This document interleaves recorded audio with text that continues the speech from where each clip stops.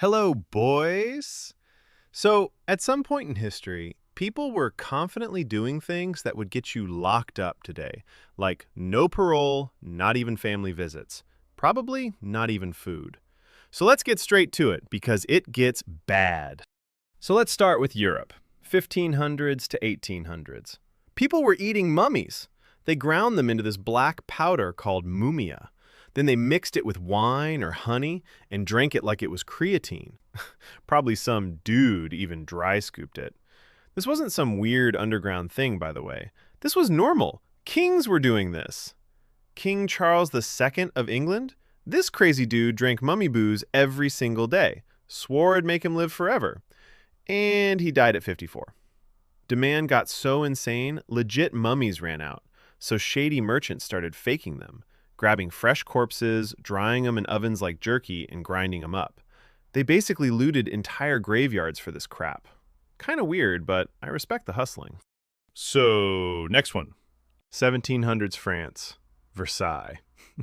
Huge powdered wigs were the ultimate flex. They meant status. The problem was, nobody showered. Ever. So these wigs didn't age well. They turned into full-time bug Airbnbs. So these things were living nightmares. Lice, maggots, fleas, sometimes full-on rats nesting in there. And here's the insane part. Scratching with your hands was rude. So nobles carried little sticks to politely scratch their infested skulls. Like civilized people, obviously. Some wigs were so big they added decorations like flowers and bird cages.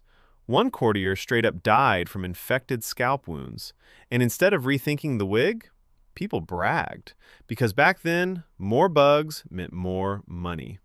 Completely unhinged behavior. Okay, next one.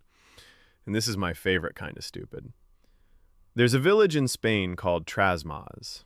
In 1511, the Pope looked at it and went, "Yeah, you're cursed." Why? Because the village was accused of witchcraft, which, translation, they were forging coins and beefing with the church. So instead of handling it like adults, the Pope excommunicated the whole place. And here's the insane part. That curse can only be lifted by a pope. And no pope has bothered to fix it. So the village did the only reasonable thing. They leaned into it. They host witch festivals. They sell cursed souvenirs. And they market themselves as the village the church gave up on. Man, that's branding. Okay, this one I wish it wasn't real, but it is. During the witch hunts in Europe, like 1400s, 1500s, men went to actual courts and said, "Yeah, so a witch stole my penis." Like, yeah, gone. Another guy testified that his weenie flew away. Another claimed witches kept stolen male parts in nests like pets and fed them oats. This is legal testimony, by the way. Judges listened to this and went, interesting. Continue. And women were executed over it. The logic was basically, if your Johnson doesn't work, someone must have stolen it.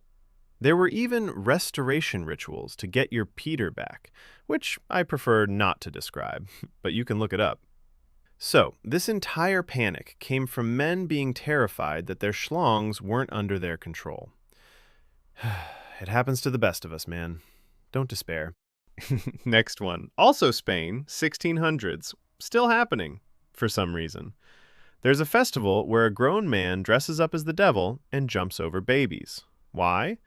Because after a plague, people decided, yeah, the best way to remove evil from infants is to have Satan do a 360 no-scope over them. The logic is, the devil absorbs the sin mid-air and takes it with him. That's it. That's the theology. No prayers, no doctors, just a man in tights clearing a baby like an obstacle.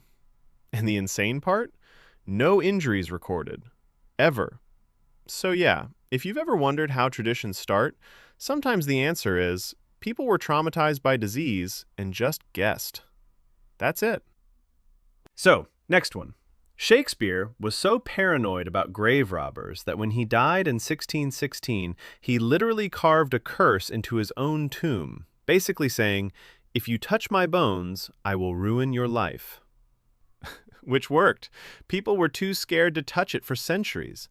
In the 1700s, some idiots tried anyway and ran off screaming after hearing ghostly whispers. Was it a ghost? Probably wind, but it worked.